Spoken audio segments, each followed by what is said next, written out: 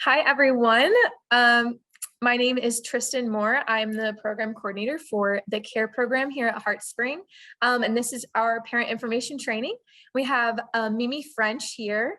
She is an occupational therapist in our Pediatrics Department, and she is going to give us a presentation on sensory processing and self-regulation. Go for it, Hi, everyone.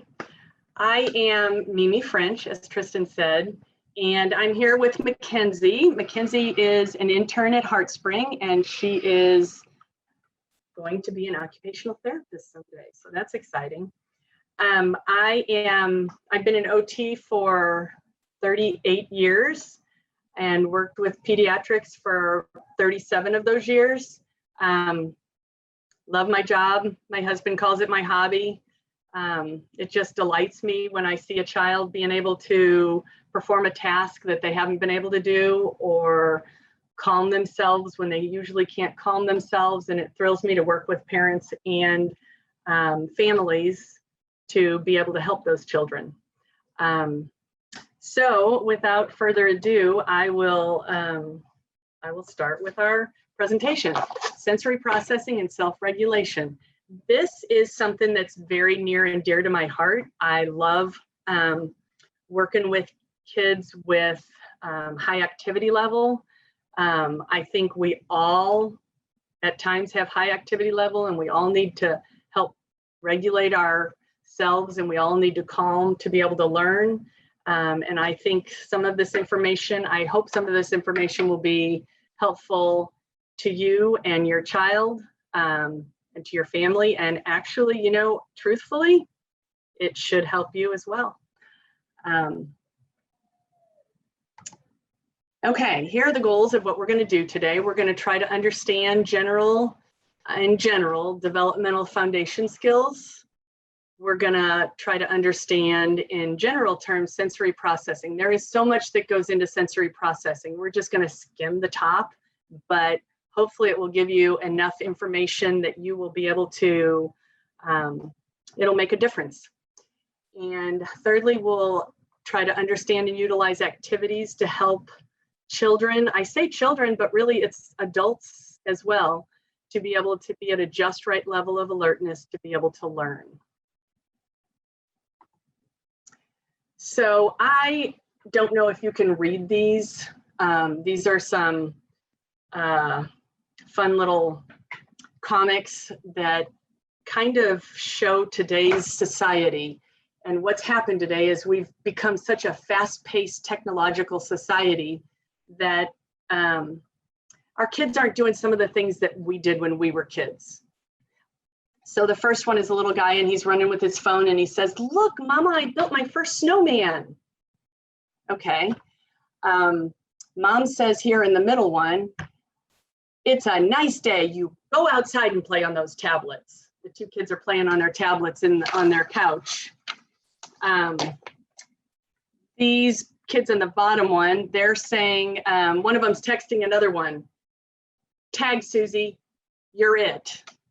They're playing tag. So, and then the last one I love, especially for speech and speech pathologists, they like this one.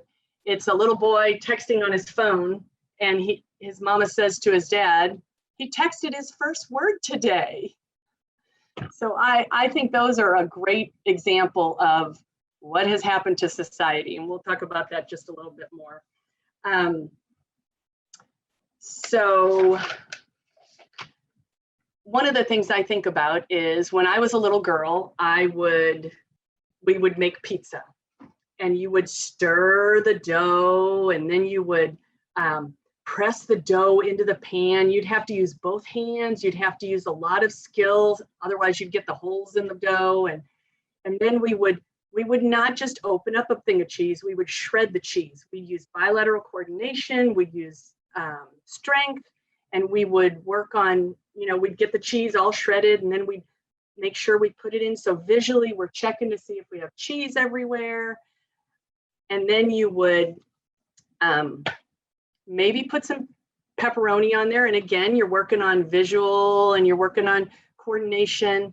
Then you'd put it in the oven, or somebody would, and then you would smell it, and then you'd be all excited, you'd get to cut it, and then you'd get to eat it.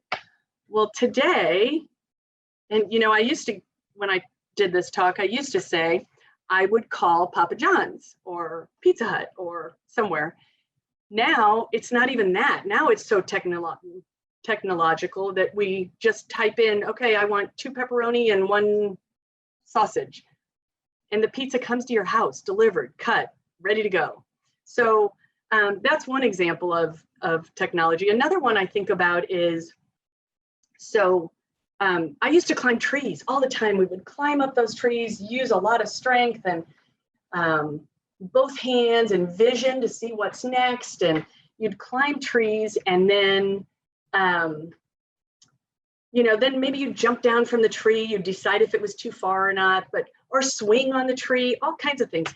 Now, kids are leaning back on the couch, not a great position, and Mario is climbing the tree, up, up, up, up, up. Well, great, you're using your thumbs, but not in a great way. But so that's another, technology has kind of taken away a lot of our gross motor skills and our gross motor activities, our trunk stability. And so we need to get kids outside. I say that all the time. Another thing I think about is riding bikes. And that's another, coordination, vision. You have to listen to hear if any cars are coming, so many good things. And again, the video game is riding the bike instead of the child. So really important to get our kids outside, older and younger. I think it's very important.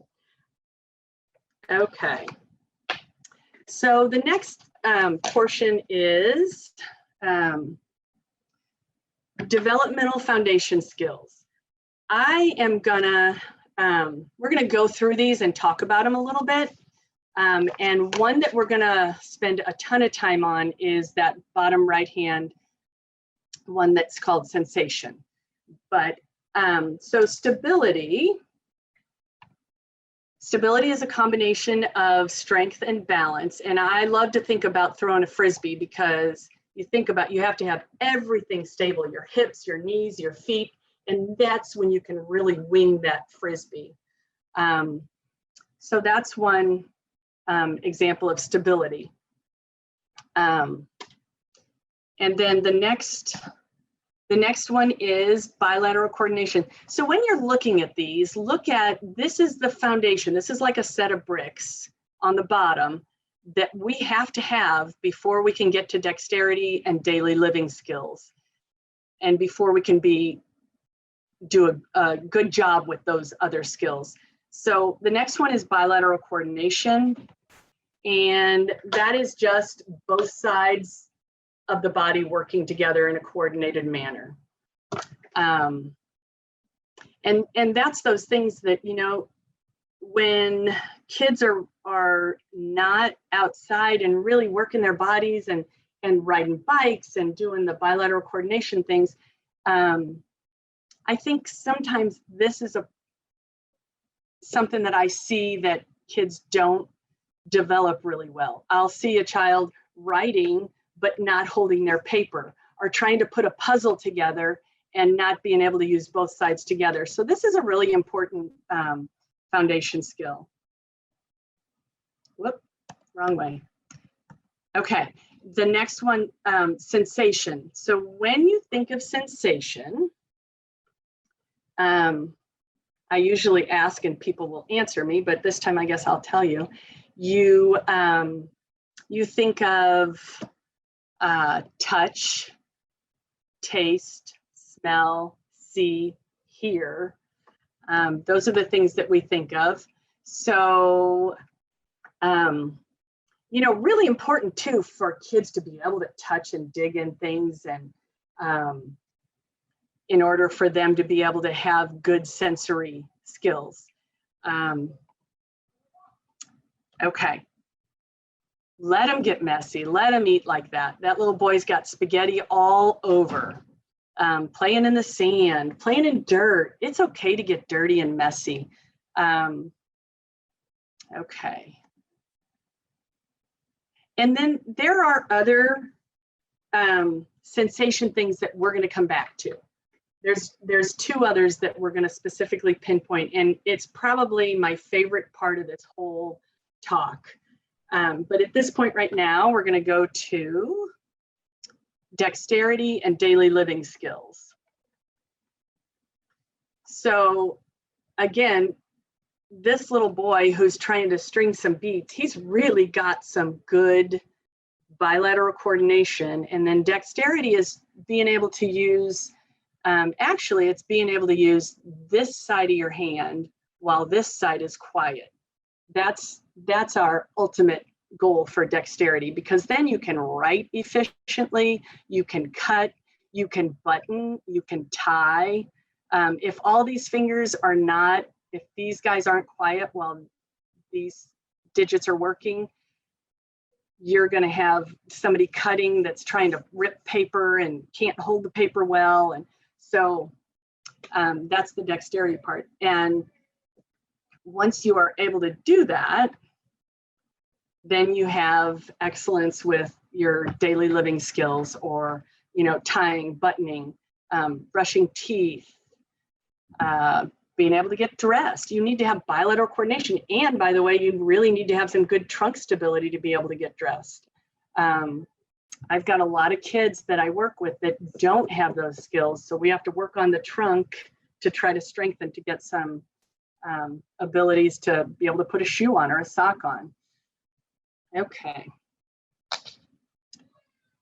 All right. Let's see. So something about stability that I think is important to know too, if you have a kiddo, and this is more a younger child that I'm thinking about that's in a high chair, if that child's like this, they are not going to be able to have, they don't have good stability, so they're not going to be able to do any kind of self-feeding. We can create some stability there by putting pool noodles on the sides or putting a kickboard behind them to try to give them some stability. And I think bilateral coordination, some really good activities for that, and strength and stability is swimming and biking. I think those two things are awesome for kids and adults, quite honestly. Okay. The other thing about sitting up well is our breathing. We really need to be able to sit up well and have good stability here so that we can breathe well. And if we can't breathe well, we're not going to eat well, we're not going to drink well, we're not going to do any of our skills very well, because we're going to fatigue too. Okay, so we're going to go to sensation.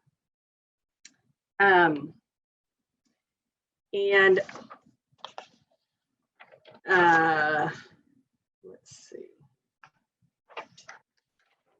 Okay, proprioception. So proprioception is our joint sense. It's the information in each one of our joints. We have receptors. That information is carried to the brain, and it helps with understanding movement, helps with understanding what our hands are doing, what our arm is doing. How do we know when you're driving, you hold on, and let me say too, kinesthesia and proprioception. So kinesthesia is the actual movement at the joint. Proprioception is the sense of the movement in the joint.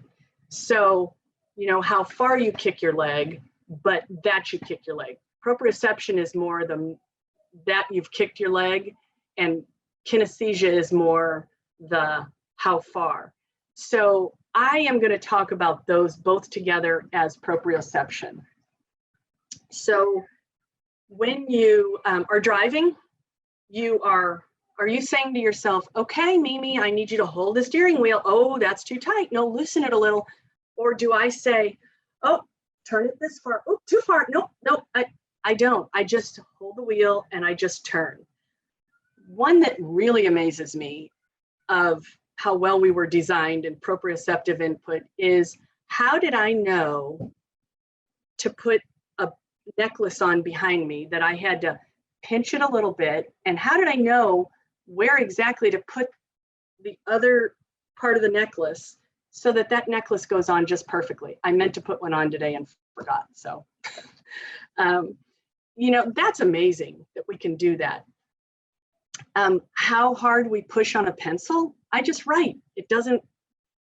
I don't have to think about it. Don't have good proprioceptive understanding in the brain. The processing is not as well developed as it is maybe in a typical child or adult. And the older we get, actually, it decreases as well. So kids, you've probably had that child that writes so hard that they almost put holes in the paper, or that moves around the room and kind of runs into things and doesn't really know where they are in space. And, these kids are the kids that hopefully some of this information will help to find some solutions for. And, you don't fix it, but you help the child to learn their body a little bit better. Okay, vestibular is the other sense. So we don't think about proprioception as a sensation, but it is. The other, what time we started? Okay, I'm going to try to keep track of time. I can't remember when we started, but okay, sorry. A little distraction there. So the other sensation is vestibular. And that is basically just where your head is in space. Some people have some vestibular difficulties where when they spin, it makes them really dizzy. Some have a difficulty where they can spin and spin and spin, and it doesn't make them difficult. It doesn't make them dizzy. So we'll talk a little bit more about that as far as the threshold of how much they tolerate. Okay. In fact, that's our next slide. So we'll talk about thresholds. So there are low thresholds, which means, so in my brain, if I have a low threshold to movement, then a little bit of movement is going to make me nervous. If I have a low threshold to textures in my mouth or heat, or then things are going to be like, it's going to be too spicy, too hot, too loud. If I have a low threshold to sound, and sound is a big one. A lot of our kids have real low thresholds to sound, so they're covering their ears. They can't stand it. They have, a meltdown when the lawnmower is going or the vacuum. So that's a threshold. Low threshold kids are hypersensitive to things. High threshold is kids are hyposensitive, and that means they're way up here is their threshold, so they want more. So we talked a little bit about the vestibular movement. A hypersensitive kiddo to vestibular movement is not going to get on a swing, is not going to do these kind of things if you have a low threshold. But if you have a high threshold, that's our spinners and our rockers and our runners. And I bet that I'm not preaching to the choir here, because I bet you there are a lot of both of those kinds of kids. And so I could have a low threshold to sound, so I don't want to hear anything, but a high threshold to movement, so I'm spinning while I'm holding my ears, so you can have both. Our brains are very complex, that's for sure. Okay. I keep wanting to say, are there any questions? But yeah, so I can ask Tristan if there's any questions. Tristan, you are welcome to share my contact information, and I'm happy to respond to emails if people have specific questions. Yeah, okay. Okay. So, so there is a book. It is called Living Sensationally. And it's it's a lovely book about our senses. It really speaks to mom or dad or sister or brother, or someone may have a sensory system that is one way, and a child with special needs, or just actually anybody, when you think about it, I may have a different sensory system than my husband. I might have to have things organized, and I want things to look just right, and he may not. And so you really have to work on living sensationally together. And we'll talk a little bit more about that with the screen. So in her book, Winnie Dunn, and I believe it is in my biography at the very end. I'll double check though. And if it's not, I'll let you know. Anyway, she is an OT and has done extensive work on sensory processing. In fact, when I do a sensory eval at work, or an eval that includes sensory information, I use her test all the time. It's a standardized test that goes through all of these sensory things that we are talking about. So she talks about, so on the left is your threshold, and on the top is the way you respond to the different sensory things. So if you have somebody that has a high threshold and is passive, then they're going to be kind of easygoing, and they're just going to be able to focus with all kinds of activity around. If you have somebody that's high in their threshold and active, those are the kids that are going to create excitement, change all around, and they love all of that movement, and they love all of those things, and they're seeking. If you have a low threshold and somebody who is passive, they're just going to kind of notice what's going on and have precise ideas on how to handle a situation, because they're going to want to control their environment. And this book goes way into all of this. So if you're interested in it, I would recommend it. I really like her book. If you are a low and actively are helping yourself, then you're going to create routines, and you're going to keep things peaceful, and you're going to manage the situations. Clear as mud, right? Do you have any questions? Okay. All right. Anybody out there have questions? Email me. Okay. So the next thing we're going to talk about is, and I'm going to flip between a couple screens too, and I'm also going to use the whiteboard a little bit. Okay. Oop. What did I do there? Okay. Okay.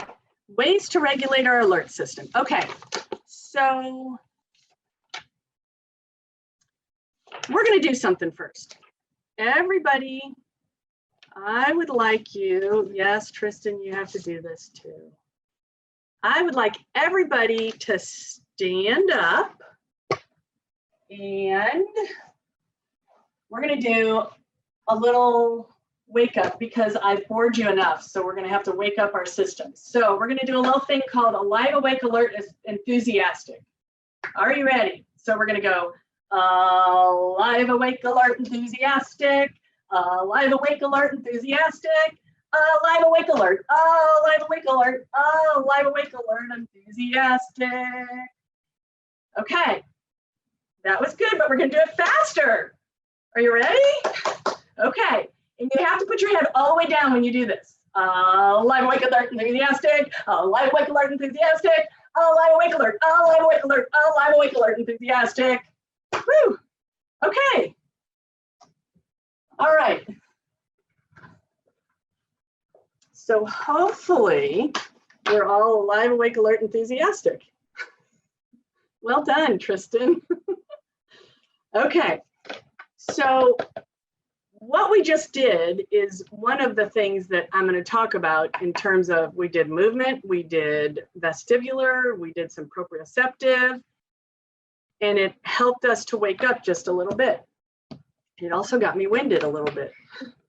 So, okay, so we're going to go to, this screen will make more sense as I draw. First, let's flip to this picture. And I want everybody to take note of the cerebellum and the brainstem. In the very top, you've got your cortex. It doesn't say it on there. And I'm going to try to replicate this a little bit on the whiteboard. And we're going to kind of flip back and forth. Actually, I think we're going to stick right here. Okay, hopefully you can see the whiteboard. So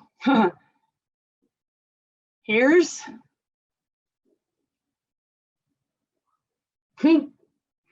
a golf club, also known as Mimi's brain.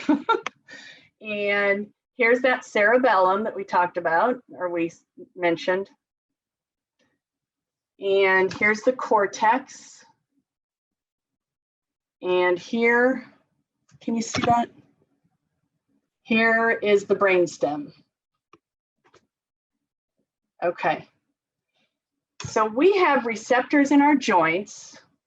So I'm going to write joint receptors here. And you're welcome to kind of write this down if you want to share this with others.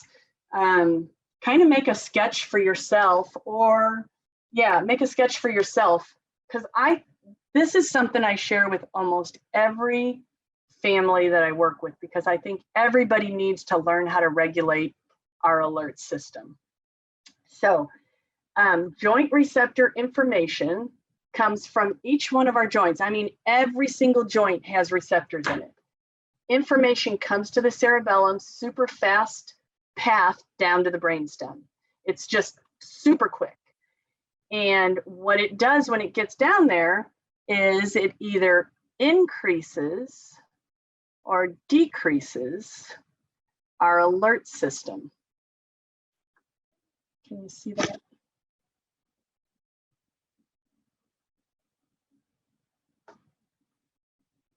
And the best part about this whole thing is that it will increase or decrease to the just right level. You know what? I really should put it right there. It makes it go to the just right level.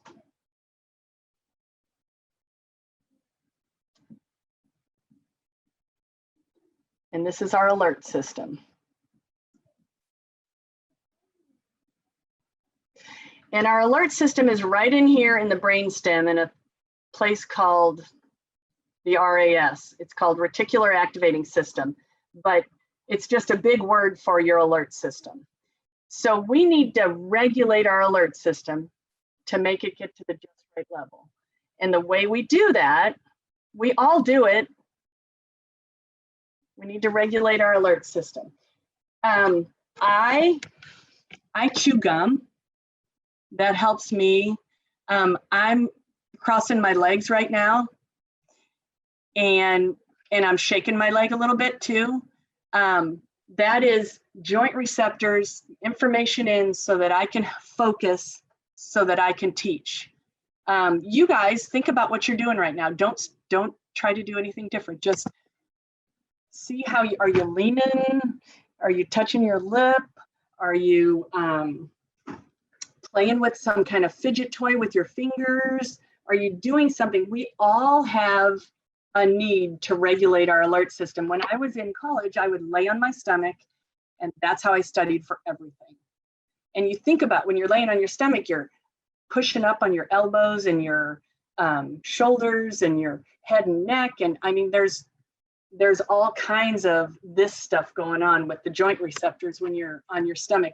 Tummy time is one of the most wonderful positions for kids too, for two reasons. And we'll talk about this more, but one is that you're stimulating, getting input to these joints, and it's going straight down to the brainstem and helping them to regulate.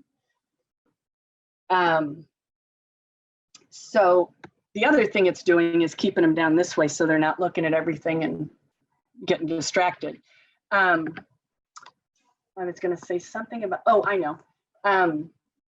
So looking at this increasing or decreasing your alert system. So if I were driving and I was exhausted, super tired, but I'm driving and I'm like, oh my gosh, I can't stay awake, I might push back on the headrest, or I might push on the steering wheel really hard. I might chew on pretzels or something. This joint is huge in this system that we're talking about. You might chew on ice, anything to help you increase that alert system to get to the just right level. I would venture to say that most of our kids don't need increased alertness. I think they probably need the decrease. So we're trying to find things, but the beautiful thing about this system is it either increases or decreases. So yeah, and so the other thing is we adults, kids maybe that are typical, you know, can use their cortex. We can think to ourselves, so say little Mary is in the classroom and the teacher just said, Mary, if you don't settle down, or she said to the class, if you don't settle down, we are gonna not go out to recess. So little Mary can think about that, and she can tell herself, oh, I want to go to recess, so I'm gonna calm down. And it's a slow path down. Little Susie, maybe little Susie has ADHD or little Susie has autism, and she can't process that. So she doesn't get to go to recess, or the class doesn't get to go to recess, and then everybody's upset. So, you know, so what we're going to do, what if the teacher would have said, I need everybody to get up, we're going to do a live, awake, alert, enthusiastic. And they did that, and little Susie sat down and little Mary sat down, and they all were quiet and they got to go to recess. Sounds like a fairy tale.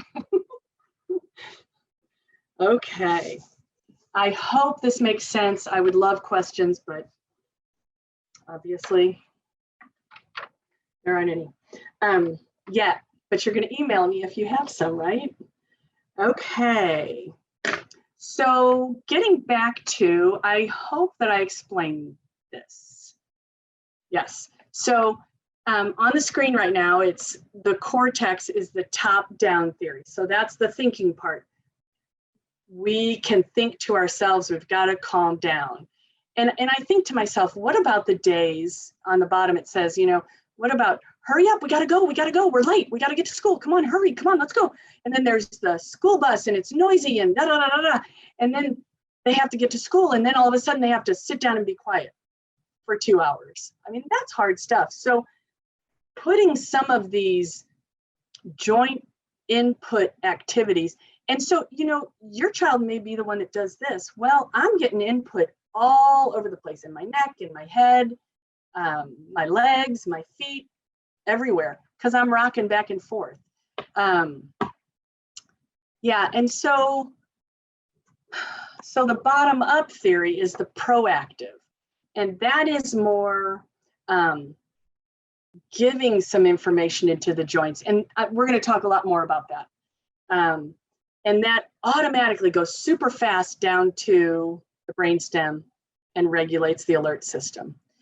And this all sounds just peachy and like, oh, wow, this is so easy. And it is not easy. And by the way, I meant to say earlier, I do not pretend to know your child. I do not pretend to think it's easy. I my hat is off to all parents of all children. So but I congratulate you for coming and trying to learn things to help. I mean, I had a very active son, and a lot of my passion probably comes from helping him with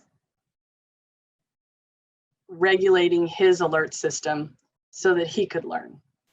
So, and regulating his alert system so I could hear the pastor at church because that happened a lot in church. But we figured out some things, which I'll tell you about in a little while.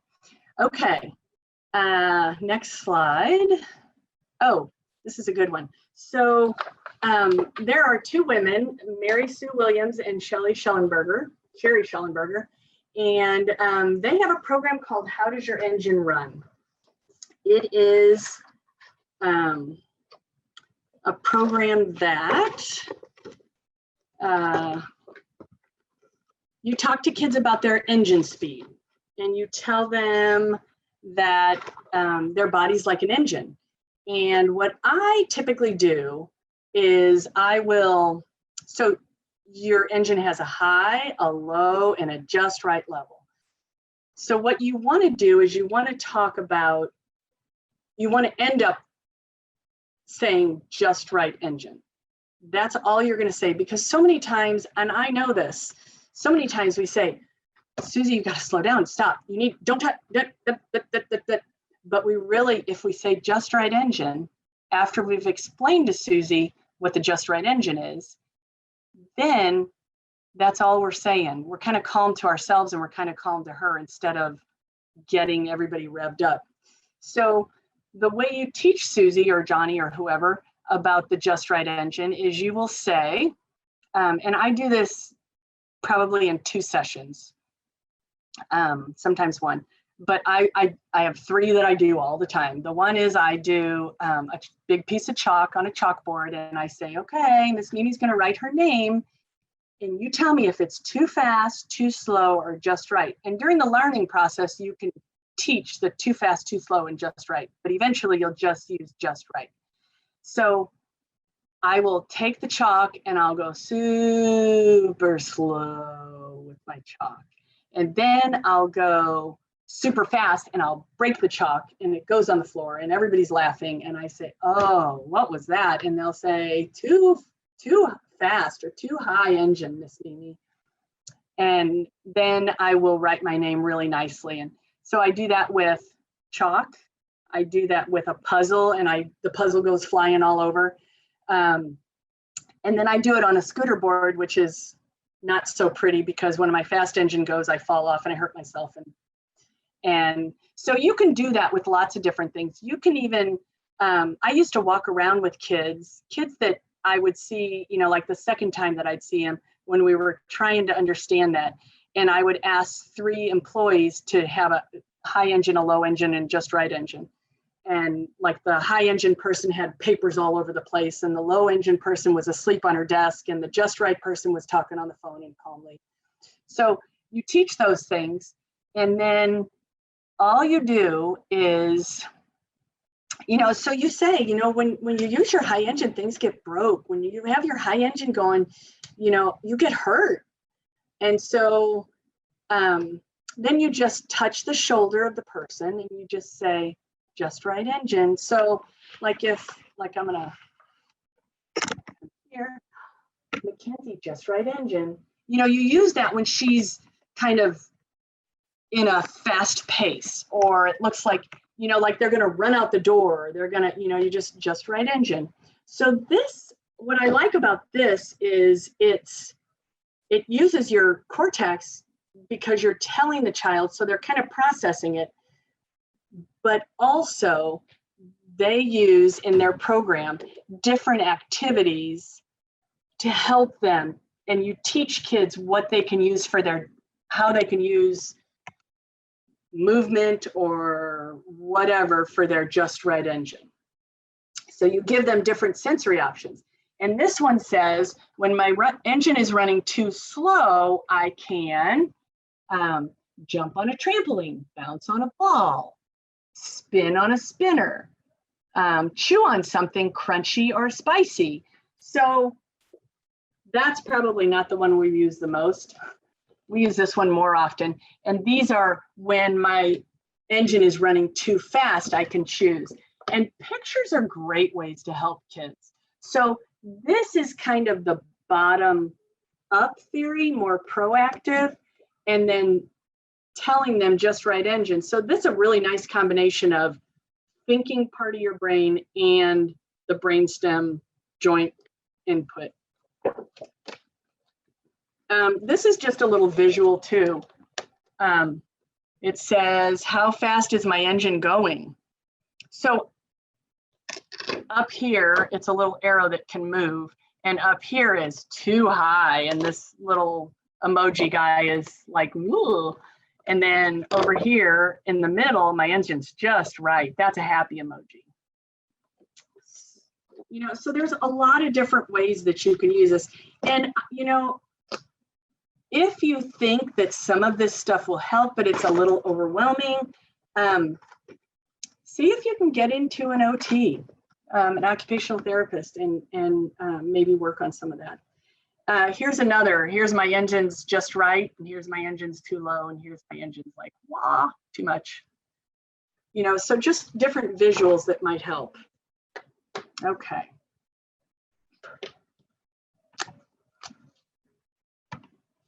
Okay, so ways to regulate our alert system. We're going to get to that now. Yes. Okay, so oral motor. Okay. Double checking that I've said everything. Okay, oral motor. So calming would be warm, like, you know, and like I said, we all have needs. We all have calming things that we do. I have a cup of tea every night. That's one of my calmers. Sucking thick liquids through a smaller straw, like a milkshake. Ooh, that's a good one too. Water bottles with a spout that you can pull up, not like the ones that you can purchase that have a spout that you can pull up. I'm thinking Ozarka might have one, but those are really good. Like that's a calmer. When you think about that, you're sucking and you're using a lot of joint input. You're even using your ribs and your tummy and those joints to get that going. That's very calming. Blowing things with a straw.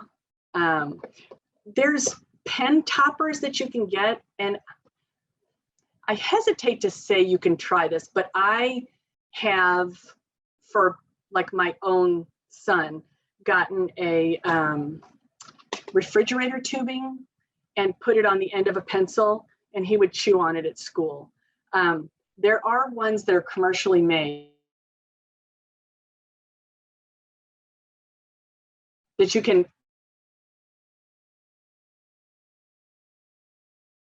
in school that isn't so noticeable, which is good. Because yeah, gum is something that was something that that was always calming to me, and I know some teachers will allow that in school. Another thing that I've done is a bagel. Pop a little bagel in the microwave for 10 seconds. And if your child is going to have to do a reading activity or homework, or, you know, you're going to go to the store and you really want them to be calmer, then that's a really good chew thing. And it's a healthy option too. So it's a good one. You know, some candies can be calming, but the sugar probably isn't. So I try to find more healthy options. Coffee stirrers are good to chew on too. Okay. Another thing that's really good is like deep breaths is an oral kind of a thing of calming, but also you're really stimulating all of these muscles. So pinwheels. Deep breaths, by the way, I'm just going to tell you right now, I don't know if I have this later on in the thing or not, but I'm going to tell you that I think deep breaths are probably the number one thing that I recommend for parents to help their child with calming. But I think the best part of it is that if you're doing it to show your child, then you're calming yourself too. You know, it's, and all of a sudden you feel calmer too, because you get excited when your child gets excited or when they're having a meltdown or something. And so even sometimes not saying to them, hey, we're going to do deep breaths, just holding them and both of you doing deep breaths, they're going to imitate that and they're going to calm with you when you're doing your deep breaths. So that's a good, deep breaths are awesome. Okay, stimulating. Like I said, we aren't going to have too many kids that we're going to need to do this with, but we have some kids that are a little bit lower on the alert system. Spicy, sour, cold, unpredictable textures, pop rocks. I would say that would be pretty alerting. Yeah, so that's that. And you know, it's fun. While you're doing this, think about yourself and think about, hey, I do that. Well, that helps me. Or think to yourself, maybe I will try that. That might help me. Okay. Okay. So touch. Wrapper snapper. I'm going to look here and see if I can find one. Yeah. So this is a wrapper snapper. So this is stimulating because it's, you know, got interesting textures and sound. And this is one of my favorite toys too. You can also whisper to your child with this. You can whisper, it's fun. And they might whisper back to you.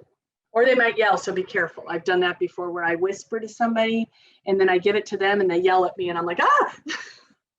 So, okay, that's wrapper snapper. Light touch is very stimulating. So we want to give firm pressure. You know, that's something that we really want to do. We don't want to do, kids are, all of us are a little, you know, we don't like light touch. Unless someone has told us, hey, you know, like we're going to say, Jimmy, do you want mommy to tickle your back? Mommy can tickle your back. Do you want her to? And you can ask, you know, but unexpected light touch is kind of alerting. Calming, constant repetitive input, deep pressure, you know, your child that loves that, those bear hugs, squeeze balls. I brought a few things. So just like different kinds of squeeze balls. Slinkies can be kind of calming until they get all tangled up and then they're not. Kind of coil chains or repetitive movement kind of thing like this. That doesn't belong on there. Vibrating kinds of things, massage, Velcro under the desk. That's kind of an interesting thing. A lot of kids will calm to that and kind of just because it's repetitive, they can touch it, touch it, touch it, touch it. And some of my kids like the more the hook or whatever, and some like the loop. One's softer and one's a little more, yeah. Okay. Next is vision. So things that can be stimulating, and I find I close my blinds almost with every child I have because the movement of the trees out there and the bird that flew by and everything can be so stimulating. It's also bright. Bright pictures on the wall, bright lights. Calming would be dim lights, not having a lot of clutter on the desk. Sometimes I'll put a sheet over my table, and the child and I will work underneath the table because it's kind of our chill spot, and we kind of, there's not as much input. Here is a great calmer. Well, a great way to help calm. It's the stop sign. I'm not going to say a whole lot, but visually a child can look at that and know that it's stop. And I haven't said a whole, that's something I think that's really important, is that we don't harp and say and harp and say. And like I said, I am not saying, I'm not pretending that I'm in your situation at all. But I do think less words is more effective. And here's another little stop sign. I think visuals are really good. Okay.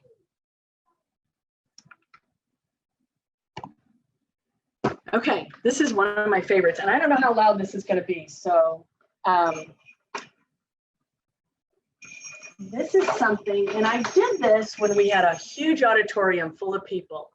And it was so fun to me to see, because I tell people about it all the time, but it was so effective. It was great. So you can use a drum, or you can use drumsticks, or to match the child's level of alertness. And then you can kind of decrease it so that they can calm. So you're like,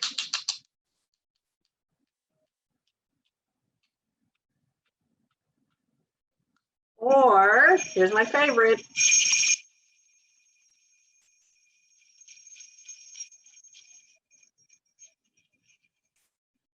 I did that and everybody was quiet. People were so loud, and all of a sudden everybody was quiet, and I was like, oh, I guess I got to start talking.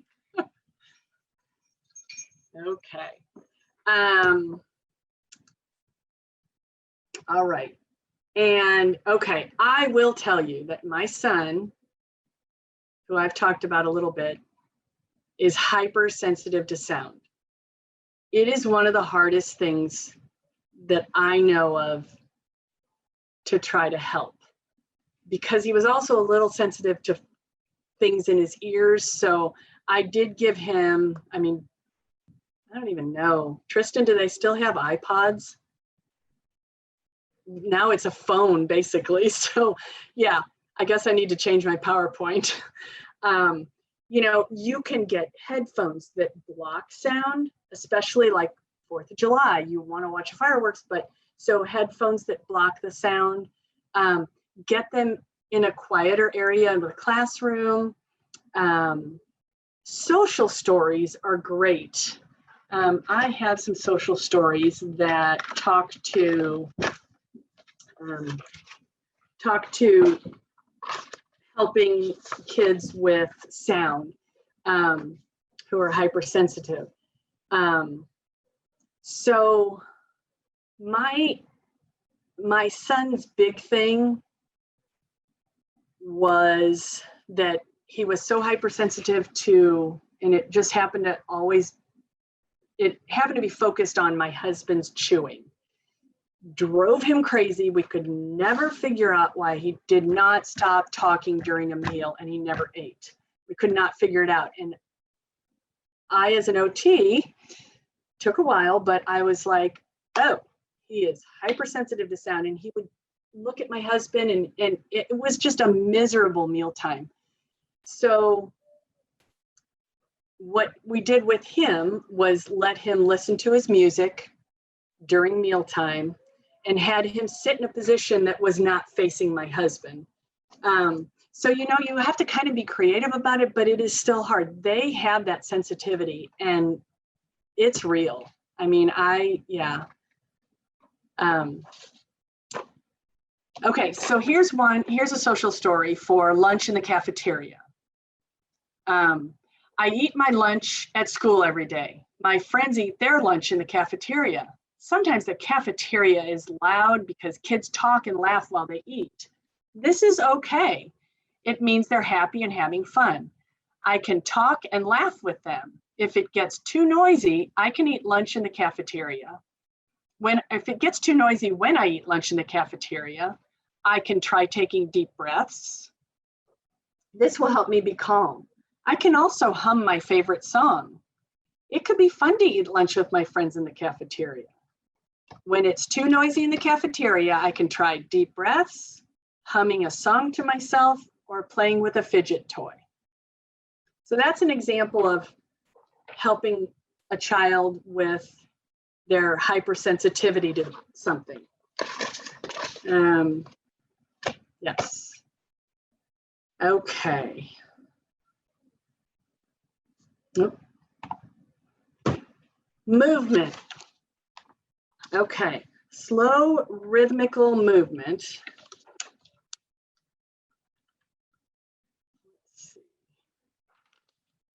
Oh, another thing about sound, auditory, and listen. You can always whisper. When you whisper to your child who's having a little bit of a, starting to ramp up a little bit, somehow it calms them down. So whispering is very good for kids. Whispering does really help. I've done that in a lot of situations. Okay. Movement. So repetitive body movement. We've talked about rocking. We've talked about swinging. So Mackenzie is going to show you she's going to sit on this ball.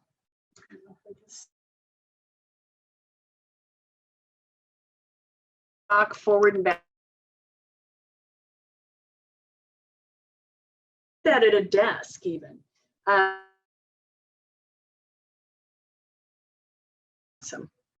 Okay, so that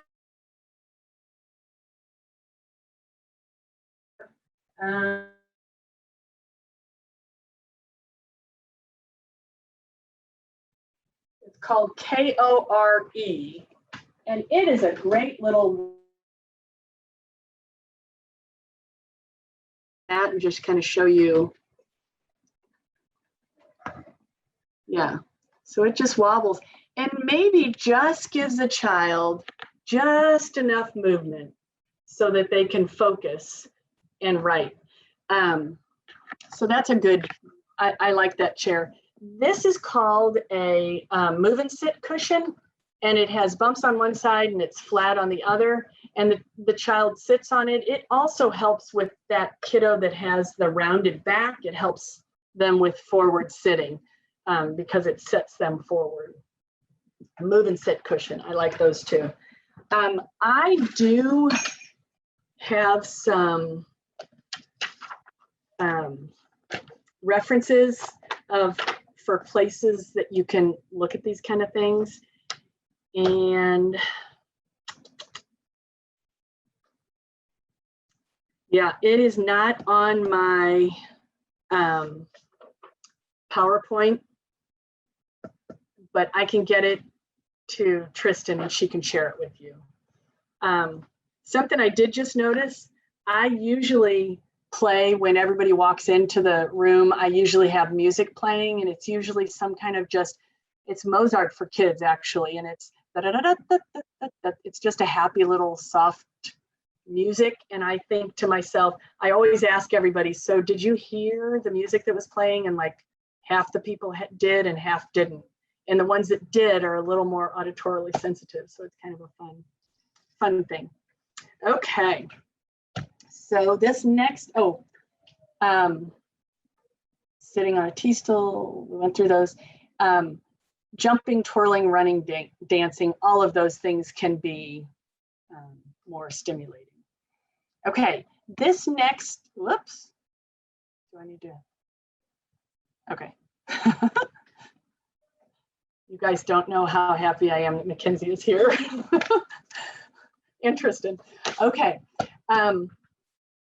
So proprioception, that's that big word that we talked about, that's information in our joints that we're going to give to our brain to process and go straight down to the brainstem really fast.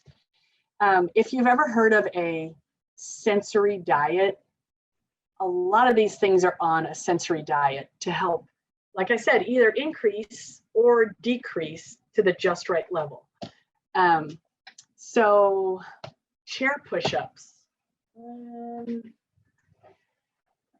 Okay, we're gonna do, Mackenzie's gonna do chair push-ups. And it's just pushing up.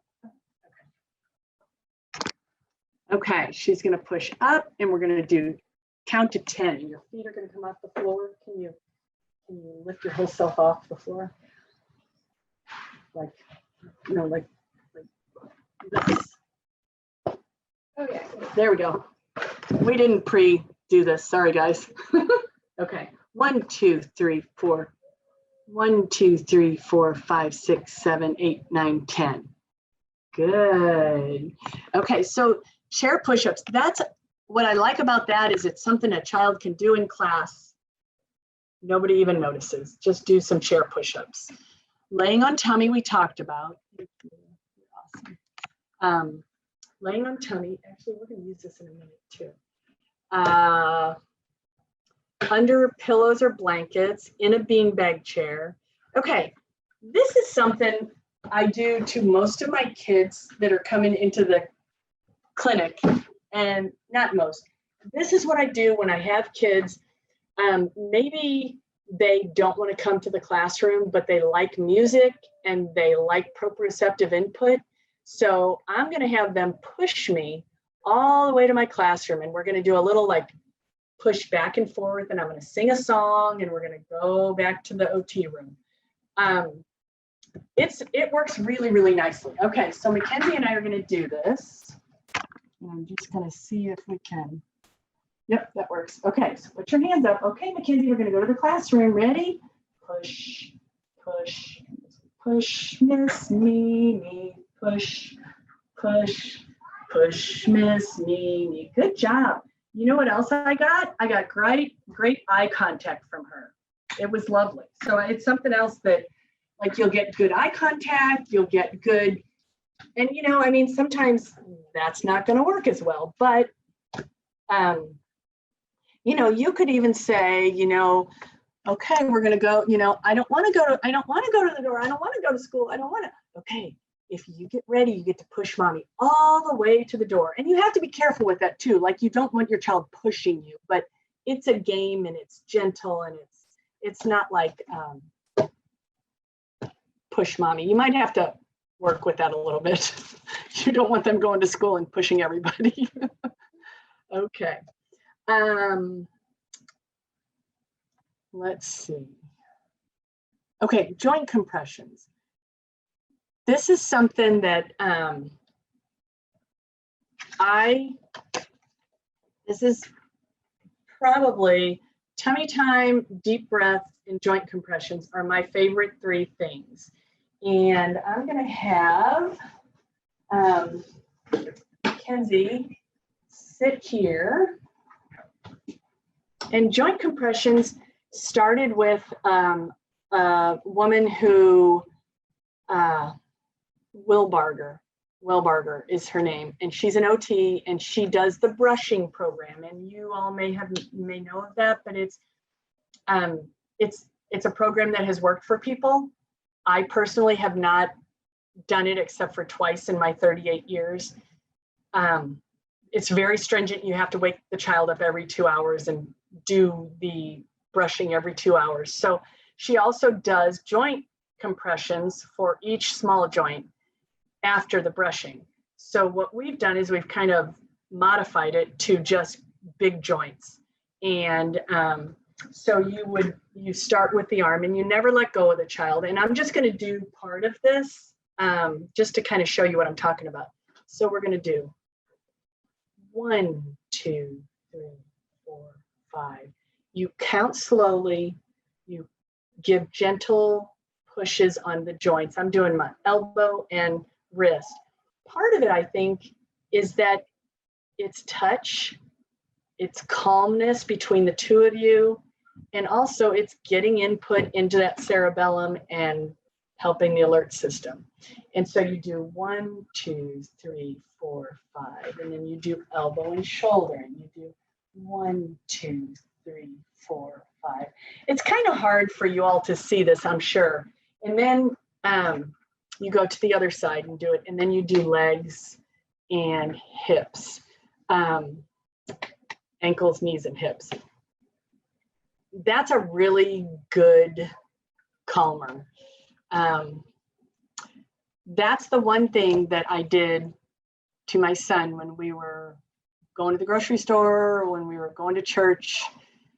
And, you know, he would back up to me like, oh, mama, will you do that again? Because I need it. And he knew when he needed something. He needed to calm himself. He knew, or he was going to go running up the aisle.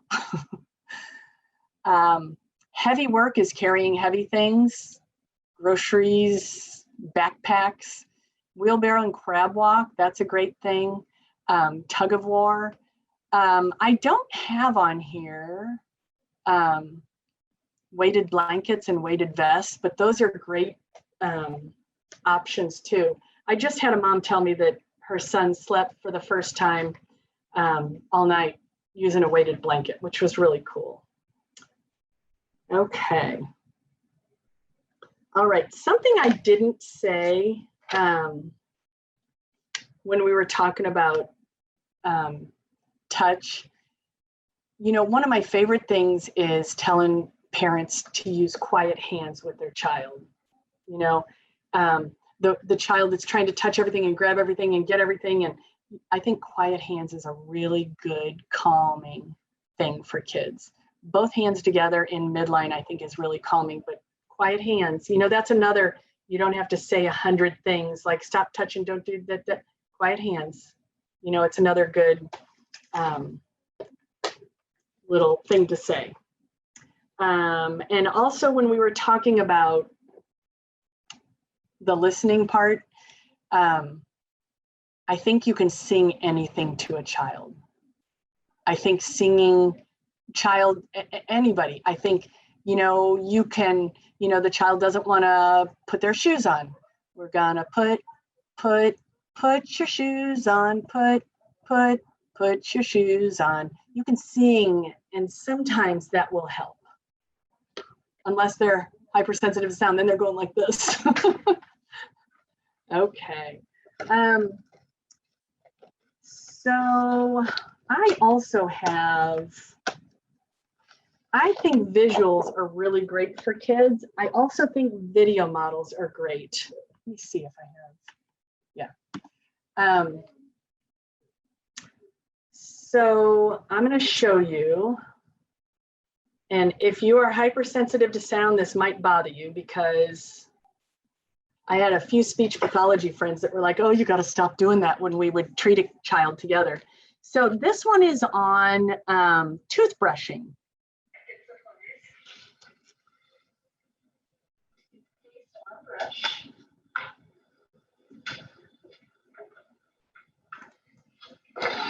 Let's brush.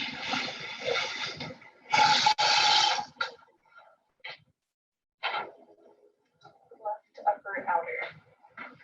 1, 2, 3, 4, 5, 6, 7, 8, 9, 10. Right. So video model, the beauty part of that, the beautiful thing about that is the child may imitate, especially kids are really like videos. I had a little boy this morning who loves circles and loves to count and hates toothbrushing. We got the toothbrush near his mouth, and I was pushing on the area that we were watching, and he was holding the toothbrush, and I was helping him with one hand and the other hand was doing this. And, you know, I mean, that was wonderful. His mother was about in tears because, like, as soon as he sees the toothbrush, he goes running the other way, but he was digging that circle and those numbers. And then we'd go 10, and then he'd be real happy. So that was a good session. So video models are great. There's another, you know, I'm going to show you another one that's, you know, kiddos that maybe don't like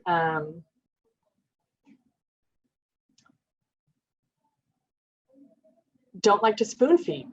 Sit in chair. Pick up spoon. hold spoon, scoop, bring to mouth. Take another bite, scoop, bring to mouth.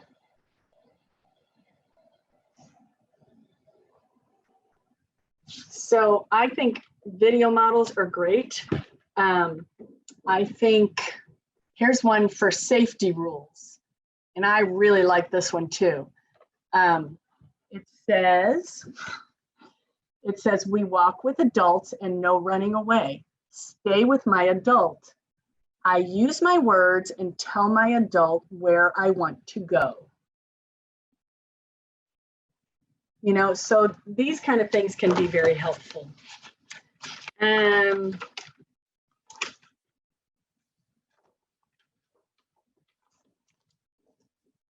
For schedules of when I do things, and this one is just blocks, but without time.